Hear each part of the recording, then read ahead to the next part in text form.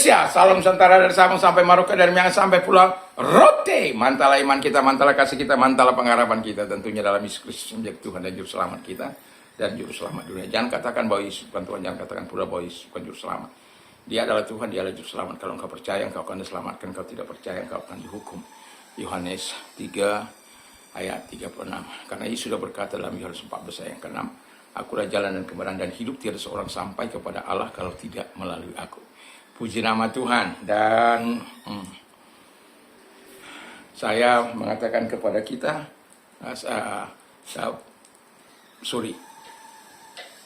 Petrus mengatakan, keselamatan tidak dalam siapapun juga selain dalam Dia, Yesus Kristus. Karena di bawah kolong langit ini tidak nama lain yang diberikan kepada manusia yang olehnya kita diselamatkan. Dalam Kisah Rasul 4 ayat 12. Dan Paulus mengatakan dalam Kisah Rasul 16 ayat 31, percayalah kepada Tuhan Yesus Kristus, maka engkau akan diselamatkan, engkau dan seisi roh. Mantap, selamat sore bagi kita semuanya. Kiranya kekuatan Tuhan, kekuatan firman, kekuatan Roh Kudus akan terus menyertai kita mulai saat ini sampai selama-lamanya. Puji nama Tuhan. Dan sebelum kita mendengarkan firman Allah, mari doa dan harapan saya, kekuatan Tuhan, kekuatan firman, kekuatan Roh Kudus, kekuatan doa, kekuatan iman akan terus menyertai kita. Dan kita berdoa, terima kasih Tuhan, kiranya Tuhan menolong kami dalam seri di mana kami bersukacita dan sempurna dan mengalami sejahtera Tuhan. Dalam judul itulah judul kami dan tema kami hidup dalam kasih karunia dan dalam persekutuan dengan Tuhan dan sesama. Terima kasih, kami bersyukur dalam nama Yesus. Haleluya. Amin. Puji nama Tuhan. Saya akan membacakan bagi kita berkat daripada Tuhan ayat 13 ini sebagai penutup. Kasih karunia Tuhan Yesus Kristus dan kasih Allah dan persekutuan Roh Kudus menyertai kamu sekalian. Puji nama Tuhan. Dan ini penutup ya dalam khotbah saya dengan judul Sukacita Sempurna dan Sejahtera dalam Tuhan. Inilah berkat Trinitas ya. Penutupnya adalah berkat Trinitas. Ini satu-satunya tempat di Alkitab di mana Bapa, Anak, dan Roh Kudus disebut bersama sebagai berkat untuk gereja Tuhan. Ini Tritunggal kadangkala sangat sulit dimengerti oleh orang-orang di luar sana. Ya, jangankan orang-orang di luar sana. Kadangkala kita juga yang juga agak sulit untuk menerimanya. Sehingga walaupun saya mau katakan ketika kita sulit untuk menerimanya, kita tetap dalam satu kesatuan yang baik ya. Ada satu orang yang tidak bisa menjawab ketika dia bertanya, ya orang bertanya, ya kamu punya Allah kok 3? Gimana sih ceritanya gitu ya? Karena dia baru bertobat, ya dari tidak percaya jadi bertobat. Tapi waktu dia belum bertobat menerima Yesus, hidupnya itu hidup dalam kejahatan, ya, suka melakukan seks bebas, narkoba, suka lalu tangan, pukuli anak istri. Di kampung dia sangat ditakuti. Nah, ketika dia menerima Yesus, dia berubah, hidupnya berubah. Tuhan mentransformasi hatinya, Roh Kudus ada dalam hidupnya, Bapa tinggal dalam hidupnya. Sehingga kehidupan lama yang tadinya orang pandang, orang lihat dari hidupnya di sisi yang lama, orang akan membenci dia. Tapi setelah dia menerima Yesus sebagai Tuhan dan Juru Selamatnya, justru aneh. Dia berubah. Tadi yang lalu tangan kepada anak istri, tidak lagi lalu tangan. Yang tadinya suka mabuk-mabuk, dia tinggalkan semuanya. Teman-temannya sering mengajak, tidak. Dia tegas mengatakan, saya sudah mengalami itu. Dan saya sudah mengalami Kristus. Semua ini karena Tuhan. Nah, itulah dia bilang begini, saya memang nggak tahu untuk menerangkan itu, apa itu Allah Tritunggal, dia bilang. Tapi yang jelas, setelah saya menerima Yesus sebagai Tuhan dan Juru Selamat saya, hidup saya berubah. Anda boleh tanya satu kampung ini. Anda boleh tanya siapapun dari keluarga saya. Nggak ada sesuatu yang baik yang bisa saya andalkan dari diri saya. Sebelum saya mengenal Tuhan. Tapi setelah saya menerima Yesus sebagai Tuhan dan Juru Selamat saya, Anda boleh tanya. Anda boleh tanya orang kampung ini perbedaan yang begitu luar biasa. Karena apa? Yesus mengubah saya dari dalam. Bukan karena kuat saya, tapi karena kasih karunia Tuhan. Nah, tetapi itu kan tidak bisa kita andalkan jawaban seperti itu. Ya, tentu kita harus bisa menjelaskannya. Jadi kalau kita tanya apakah arti Tritunggal? Tritunggal atau Trinitas artinya Allah itu satu. Tetapi dinyatakan dalam 3 pribadi, Bapa, Anak, dan Roh Kudus seperti yang kita baca tadi. Ini doktrin inti dalam iman Kristen, terutama Katolik, ya, Protestan, dan Gereja Ortodok. Itu sudah pasti iman mereka kesatuan tak bergeming dari situ. Walaupun hari-hari ini kita lihat pengajaran-pengajaran itu tidak lagi banyak disesatkan. Jadi inti ajaran iman ini itu hanya ada satu Allah. Kristen itu bukan politisme ya, bukan banyak Allah. Hanya ada satu Allah. 3 pribadi yang berbeda. Bapa bukan anak, anak bukan Roh Kudus bukan Bapa. Tetapi ketiganya sama-sama Allah sepenuhnya. Kalau Anda tidak bisa terima, ya jangan paksa dong. Dengan pola pikir Anda. Ya. Jadi, tetapi ketiganya sama-sama Allah sepenuhnya. Satu hakikat, satu kuasa, satu kemuliaan. Ketiganya setara, kekal, dan bukan diciptakan. Jadi bukan Allah yang berganti-ganti peran. Ya, jadi kan ada dikatakan dia sebagai suami, sebagai guru, sebagai bapak. Dia bukan berganti peran kayak aktor aja ya. Dan bukan Allah yang kerja bersama-sama. Itu satu Allah yang eksis sebagai 3 pribadi dalam hubungan kasih yang kekal. Jadi Allah itu nggak bisa dipisah-pisahkan. Dan itulah mengapa Paulus mengatakan memberkati kita dengan berkat Trinitas ini. Memberkati gereja Tuhan yang bandalnya setengah hidup itu. Tapi diberkati dengan berkat Trinitas yang luar biasa. Nah, yang saya mau katakan adalah dikatakan kasih karunia Tuhan Yesus Kristus dan kasih Allah dan persekutuan Roh Kudus menyertai kamu sekalian. Kasih karunia Tuhan Yesus Kristus, kalau kita mau hidup dalam kebenaran, hidup dalam kekudusan, hidup diampuni, ya kita harus menerima Yesus sebagai Tuhan dan Juru Selamat kita. Dia kita tidak bisa hanya sebatas kemampuan bahwa dia seorang nabi. Dia adalah Allah yang memang dalam kemanusiaannya turun ke dalam. Dan kalau Anda katakan Allah kok merendahkan dirinya, Allah bukan merendahkan dirinya. Allah karena dia mengasihi manusia yang tidak akan bisa mengalami keselamatan tanpa kehadirannya ke muka bumi ini. Sekali untuk selama-lamanya. Satu contoh. Kenapa kita perlu pengampunan? Siapa di antara kita yang nggak pernah berdosa? Siapa di antara kita yang nggak pernah berbohong? Siapa di antara kita yang tidak pernah melukai orang lain, menyakiti orang lain. Siapa di antara kita tidak pernah iri, benci, dengki? Siapa? Semua kita manusia yang wajar.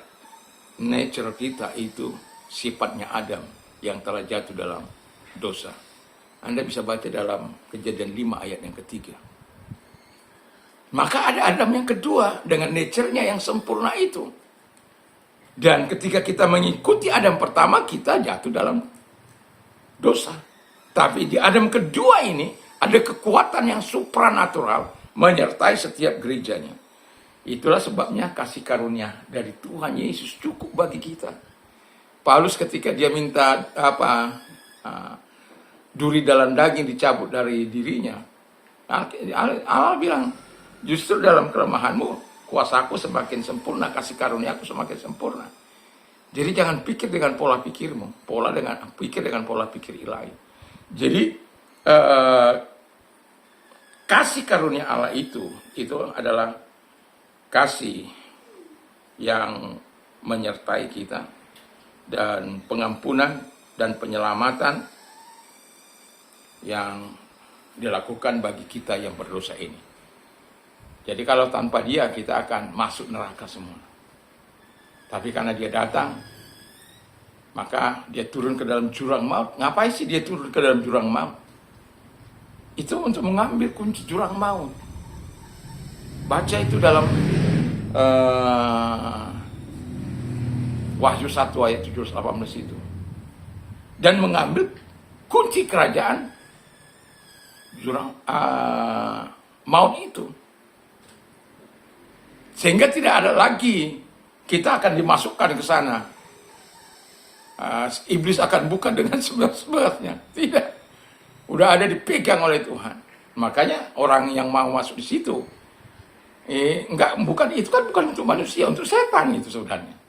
Tapi mengapa kerajaan Hades itu jadi tempat manusia berdosa? Karena mengikut anjuran si Lucifer itu, setan yang sudah jatuh itu.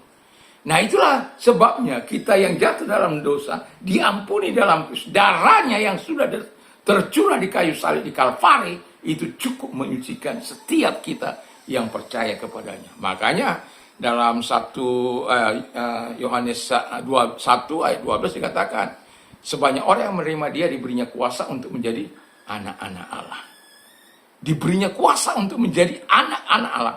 Sebanyak orang yang percaya kepadanya, diberi Tuhan kuasa, otoritas.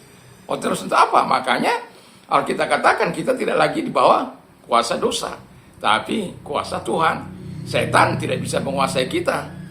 Kalau kita tidak menyerahkan diri kepada dia, setan nggak bisa. Makanya kita hidup dalam dua kuasa besar, kuasa setan, kuasa Tuhan. Nggak ada kuasa-kuasa lain lagi. Kuasa setan itu, kalau kita kuat di sini, maka perlakuan setan yang kita lakukan, daging, hal-hal sihir, kegelapan, dan lain sebagainya. Tapi kalau kuat kita makan, dikasih dalam roh kita ini, Tuhanlah yang kita agungkan. Kemudian kita berikan kepada Tuhan. Dan melalui hidup kita, semuanya untuk kemuliaan Tuhan.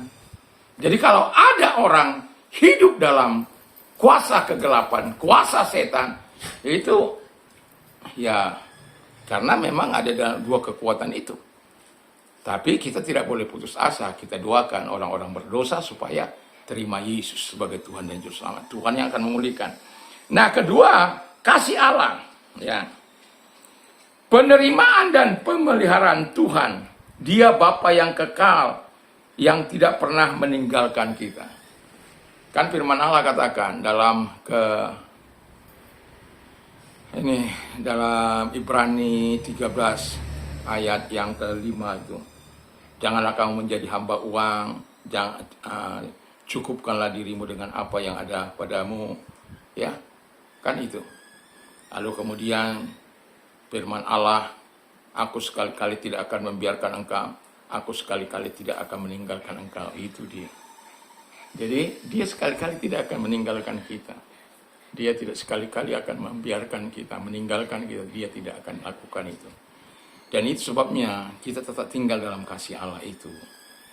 Kan sudah, karena begitu besar kasih Allah akan dunia ini sehingga ia mengaruniakan anaknya yang tunggal supaya setiap orang percaya kepadanya tidak binasa melainkan beroleh hidup yang kekal. Kalau kita baca dalam 1 Yohanes 5, bagaimana Allah yang maha dahsyat itu memberikan Roh Kudusnya kepada kita. Ya. Ini kalau secara akal kita sulit kita terima. Ya. Itulah Trinitas itu tadi. Jadi Allah memperlengkapi kita dengan Bapa, Anak, dan Roh Kudus dalam kehidupan kita. Bahkan dikatakan malaikat Allah berpagar. Dan itu sebabnya kita sebagai orang percaya tidak perlu takut dalam menghadapi kehidupan ini. Bukan berarti ya sombong-sombongan, bukan itu. Tapi kita tahu siapa yang menyertai kita. Kita tahu Allah kita itu. Kita kenali dia. Itu sebabnya kita harus hidup dalam kebenaran, dalam ketaatan, dalam kesucian di hadapan Tuhan. Siapa yang tahu? Hanya Tuhan. Tapi saya mau katakan, ketika engkau sakit, kau minta pertolongan Tuhan, pasti disembuhkan. Ketika engkau mengalami pergumulan, kau minta pertolongan daripada Tuhan, pasti dia tolong. Kenapa? Itu firman-Nya. Dia tidak bermain-main dengan firman-Nya. Saya mah bisa kadangkala lupa dengan janji yang saya buat, perkataan yang saya buat. Sebagai manusia saya kadangkala melupakan. Bukan sengaja melupakan, tapi karena kan terlalu banyak kau yang berjanji nanti kau yang mengingkari. Kan begitu. Saya sudah sekali saja saya ditegur oleh anak saya. Kau yang berjanji, kau yang mengingkari, kau yang mulai, kau yang mengakhiri. Kata Bapak khotbah, janji itu hutang. Kenapa Bapak? Macam-macam lah. Anak saya masih kecil itu. Hanya karena mau pergi ke mall. Ya. Sudah siap-siap, udah mau berangkat ini. Ada tamu kita. Suruh usir sama anak saya. Usir aja itu, ini waktu kita. Ya kita sebagai gembala kan, ya memang ada kepentingan anak, tapi ya orang dalam masalah ya juga kita harus tolong ya. Jadi walaupun anak saya itu komplain ya sampai saya agak marah sama mereka. Akhirnya ini udah jam 9-an lewat lah sedikit itu ya. Kita kan sudah memang udah siap tadinya. Anak saya bilang, ayo Pak pergi, sudah pergi. Nah, saya bilang begini, kalau kita pergi ya saya Bapak mau saja gitu ya. Tapi kalau sampai di sana tutup, karena saya tahu tutupnya jam 9:30 kan. Paling lama jam 10. Jam 10 itu udah mulai dia Pak. Siap-siap saja kan. Nah, kalau tutup karena Bapak sudah pergi ke sana karena klien tidak apa, saya nggak mau. Besoknya saya nggak mau, tapi saya sarankan kalau kalian mau, 1 hari kita besok, mulai sore, kita pergi ke sana. Akhirnya mereka ACC, ya. Dan anak saya setelah pulang dari situ sampai mau tutup itu sudah. Sampai itu, kita yang terakhir di apa itu. Ya, sampai air keluar. Koinnya itu belum habis kan, dibawa pulang sama mereka. Nah, jadi di sini yang mau saya katakan adalah bahwa ya janji manusia itu bisa meleset, tapi janji Tuhan tidak akan. Dia akan menepatinya. Jadi kalau engkau memberkati sebagai hamba-hamba Tuhan, jangan pikir perkataan itu hanya sekedar perkataan. Kasih karunia atau Tuhan menghadapkan wajahnya kepadamu dan memberikan engkau damai sejahtera. Bukan hanya sekedar itu. Allah akan melindungi engkau, akan memberkati engkau. Dia akan mengarahkan wajahnya dan menunjukkan kasih karunia kepadamu. Allah, bukan hanya sekedar itu. Tapi jauh di dalam berkat itu, mengalir kekuatan Tuhan. Dan itulah yang harus kita katakan kepada jemaat dengan kesungguhan hati. Bahwa Tuhan akan melakukan yang terbaik dalam hidup mereka. Dan yang terakhir adalah, Roh Kudus, kehadiran dan kuasa. Ketika kita berbicara soal Roh Kudus, kehadirannya dan kuasanya dalam kehidupan kita sebagai orang percaya, dan kehadirannya untuk mentransfer spirit kepada orang lain atau kuasa kesembuhan di dalam nama Yesus, itu karena kuasa yang diberikan kepada kita. Itu sebabnya gereja tidak akan pernah lumpuh sebenarnya dengan segala perlengkapan surgawi yang diberikan. Tapi mengapa gereja menjadi lumpuh? Karena tidak menyadari apa yang dikatakan dalam berkat Trinitas ini. Ya, sebagai contoh, saya ya ketika belum menerima Yesus, wajah saya itu gelap. Sampai guru saya, Pak Isa Leo Santoso, ketika melihat saya, langsung diusirnya saya. Diusir saya, nggak boleh masuk sekolah. Sebenarnya saya sudah datang dari Kalimantan, ya, datang ke Surabaya, lalu diusir. Anda bisa bayangkan. Padahal saya sudah kirim surat ke sana diterima, tapi melihat wajah saya, langsung gak mau diterima. Pulang kamu, dia bilang begitu. Kamu jahat kamu. Nangis saya di koridor jalan itu, di gang GPPS itu. Saya pikir, saya bisa juga.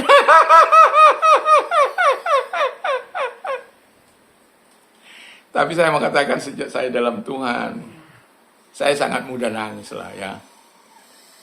Saya bukan orang yang cengeng. Saya ini orang yang kebal terhadap hal-hal yang kehidupan ini.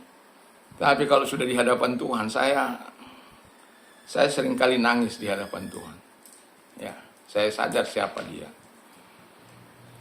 Nah, itu sebabnya saya katakan, kenapa saya bisa mengalami Kristus itu dalam hidup saya. Padahal saya menolak Dia selama bertahun-tahun. Katakan bukan hanya 2 tahun itu.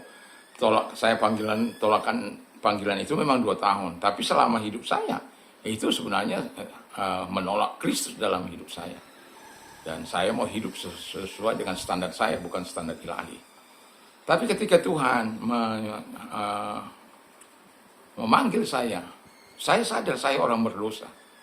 Saya nggak mau, ya. Saya sadari saya bukan orang yang bisa diandalkan. Makanya saya menolak. Tapi Tuhan itu mengasihi. Tuhan itu penuh cinta kasih. Dia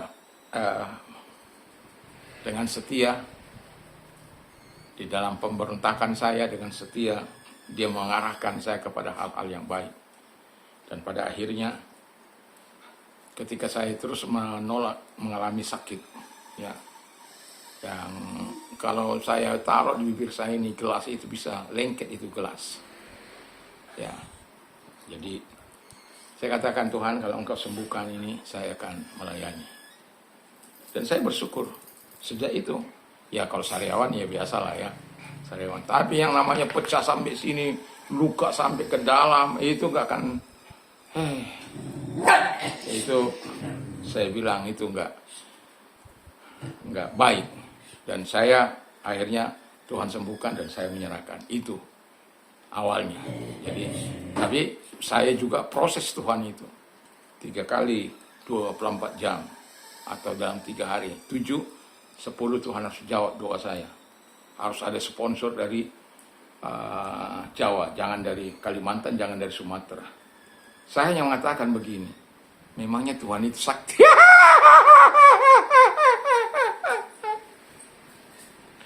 Saya di Surabaya pada waktu itu mengikuti kebangunan rohani dikirim dari Kalimantan.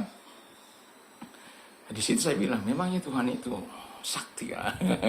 Saya kan belum apa sekali dengan begitu ya. Tapi masa dia bisa begitu? Bisa melakukan itu? Saya sebenarnya ingin menolak panggilan itu secara halus supaya saya jangan disalahkan gitu. Jadi 3 hari. Anda tahu, 7 Juli 1987, 8 Juli dari Jember datang seseorang mengatakan, saya menanggung biaya sekolah. Tuhan sudah, maaf, gila itu. Gila, bagi saya itu gila itu. Saya tidak ada ngomong sama apa-apa sama dia, tapi Tuhan tahu. Kalau itu nggak habis pikir saya lah. Kalau yang itu nggak habis pikir saya. Tapi begitulah Tuhan itu. Luar biasa. Jadi itu. Tuhan akhirnya menghantar saya dengan segala caranya, dan kemudian saya menyerahkan diri, dan kemudian saya mengikuti sekolah di Surabaya. Nah, sebagai ilustrasi ya, sebagai ilustrasi, 3 warna cahaya jadi putih. Ambil senter merah, ya berwarna merah ya, warna biru, warna hijau, sorotkan pada satu titik ya. Misalnya itu ya, ada apa di situ, sorotkan di situ. Ketiga-tiganya disorotkan di situ. Nah, ketika terang itu bertemu di satu titik itu, maka tidak lagi bercahaya berwarna-warni. Nah, waktu nyorot ke sana itu memang berwarna, tapi ketika tiba di satu titik itu, dia menjadi warna putih yang sangat terang.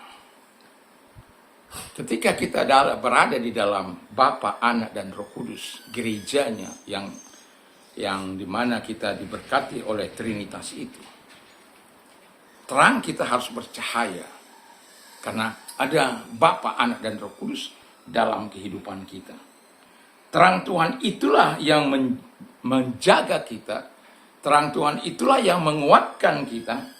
Terang Tuhan itulah yang mempersatukan gerejanya. Terang Tuhan itulah yang menyempurnakan gerejanya. Terang Tuhan itulah yang membuat gerejanya bisa sehati, sepikir, mengalami sukacita, kesempurnaan, dan damai sejahtera daripada Tuhan. Semoga berkat dari Allah Tritunggal itu akan terus menyertai kita dari masa kini sampai masa yang akan datang. Kiranya Tuhan memberkati. Ini jadi kalau di pembukaan 2 isi lalu penutup, lengkaplah khotbah ya. Dan Tuhan memberkati. Mari kita berdoa. Terima kasih Tuhan, kiranya Tuhan menolong kami untuk kami terus menerima berkat Bapa Allah dan Roh Kudus itu dalam kehidupan kami. Sehingga kami akan terus memperkatakan kasih karunia dari Tuhan Yesus Kristus, dan kasih Allah dan persekutuan kuat kuasa Roh Kudus menyertai kami mulai saat ini sampai selama-lamanya. Itulah yang akan terus menyertai kami, dan biarlah Tuhan menolong kami agar terus kami menikmati berkat dari Bapa, Anak, dan Roh Kudus itu dalam hidup gerejamu, umatmu semuanya. Terima kasih dalam nama Yesus. Kalau engkau sedang sakit, apapun sakit penyakitmu, datang pada Tuhan. Segala sakit penyakit yang mereka derita, aku perintahkan segala sakitnya keluar, dan oleh biluris engkau sembuh, dan kuasanya menjamah engkau. Dan kalau engkau sedang mengalami pergumulan, datang pada Tuhan. Tuhan, engkau melihat pergumulan Bapak Ibu kasih kami sebagai kepala rumah tangga, kepala yang sedang mencari nafkah dan lain sebagainya. Ada banyak kesusahan-kesusahan yang kami alami, teman-teman sebaya seperti kami Tuhan. Tetapi kami percaya bahwa Tuhan adalah Yehova Jireh bagi kami. Tuhan memberkati mereka, menolong mereka. Datanglah kepada mereka, menyatakan kuat kuasa-Mu, berkat Allah Trinitas itu turun dalam hidup mereka. Terima kasih, kami bersyukur dalam nama Yesus. Haleluya. Amin. Selamat sore, dan kalau kita mau istirahat jangan lupa untuk berdoa, baca firman Allah, dan Tuhan Yesus memberkati. Mantap, mantap, mantap.